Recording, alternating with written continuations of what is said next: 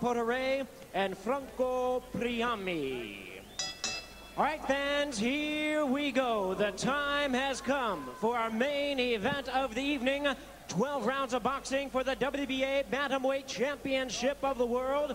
And now, ladies and gentlemen in attendance and boxing fans joining us around the world, live from the new Atlantic City Convention Center, it's showtime.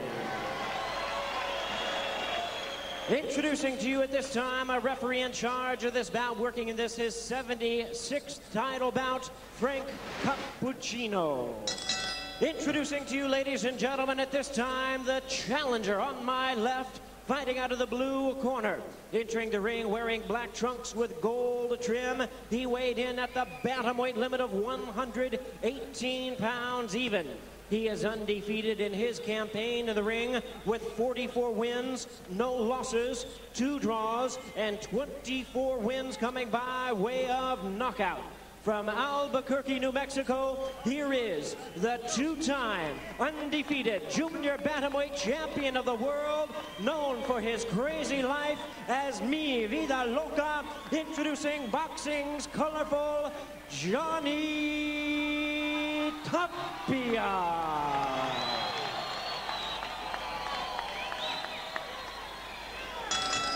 And his opponent across the ring is the defending world champion. On my right, fighting out of the red corner, wearing white trunks with blue trim. He weighed in at a ready 117 1/2 pounds. His outstanding record stands at 39 wins, 3 losses, 1 draw, with 31 wins coming by way of knockout.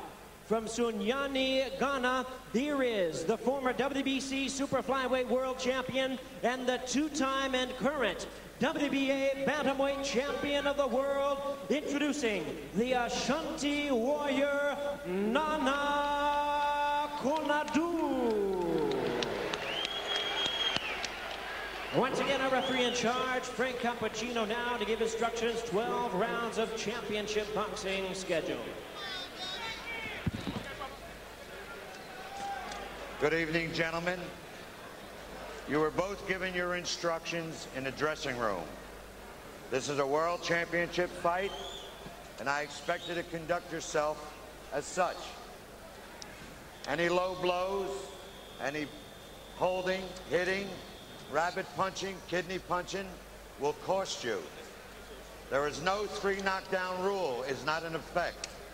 You cannot be saved by any round, including the last round. Both of you understand? Now I want you to both of you touch gloves. All right, go back to the corner. Best I can do.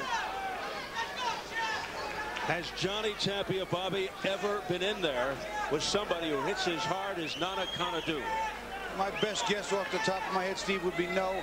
I've seen Konadu a little bit. Packs a pretty good punch for a small man.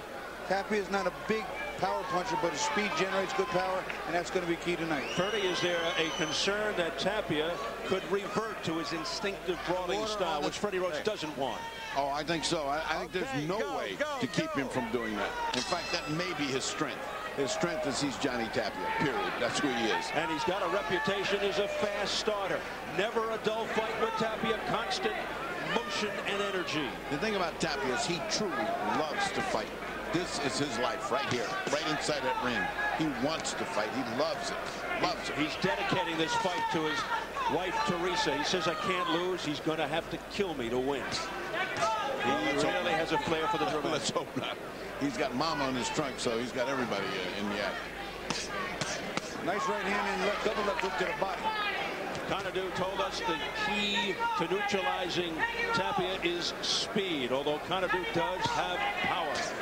Konadu has some decent speed, but it's not like Johnny's. Johnny's got a little more speed, and he came in actually a little heavier than the bigger champion. Konadu is relentless, and he has pop in both hands.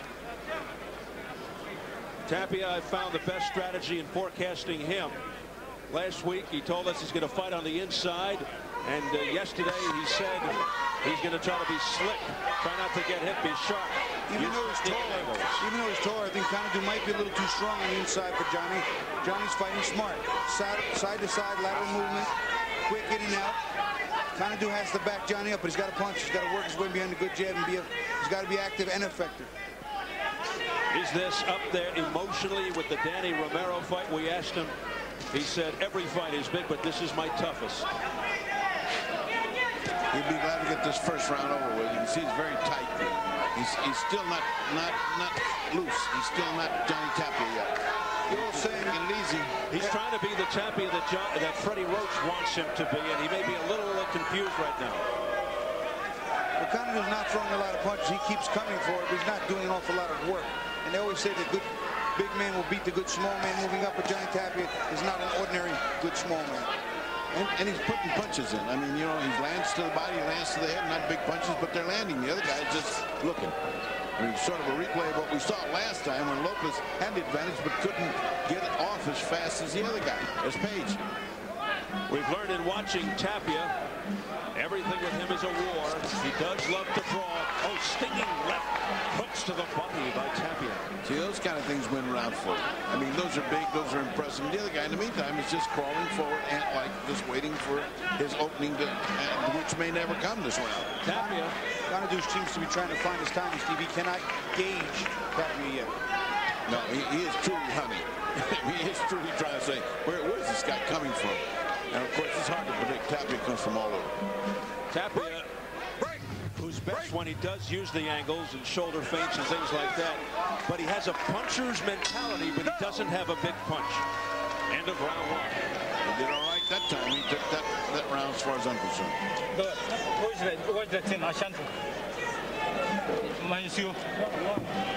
We'd like to bring in our translator for Mr. Konadu, Michael Amoko.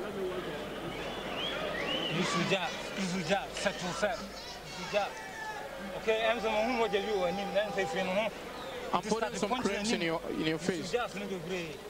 I want you to lift up your hands. Keep your hands up. You can fight. Don't be afraid of him.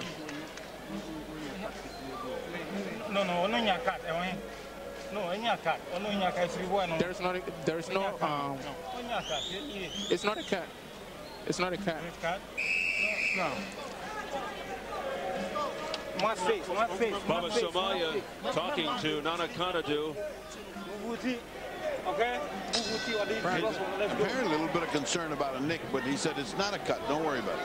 Konadu told us his idol, Marvelous Marvin Hagler. You noticed on the back of the shirts there, Marvelous Nana Konadu.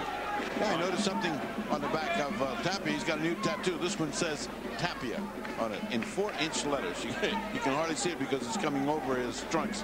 He says he put it on for this fight so they can know who he was coming and going. A walking advertisement for himself. Also, short circuits any criminal activity you may be thinking about when you got your name on your back. You know, I noticed that Johnny Tapia, when he came out, had a little bit of water dripping off him, and as we get into that area, we'll see how that affects the footing again. We saw the problems in the last fight. For some reason, Don King and our boss, Jay Larkin, decided to put Pepsi-Cola on there. I'm not saying 40 years, I've never seen Pepsi put on there. Well, that syrup may be sticky. A little bit, Maybe it may create. I mean, I've seen beer poured on there, but that's in drunken bros.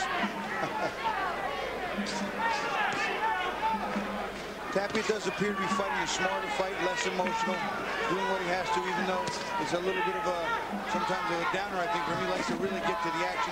The Konadu just can't gauge the speed. I can see him looking, but he just can't react to the speed. And you see the way he punches has got him confused. He punches and walks away. Then he walks away, and then when he comes back, I mean, this guy's just set to punch, and he's gone. Tapia's gone. Tapia's fighting very smart. So much experience in the ring here. 5 world championships between them.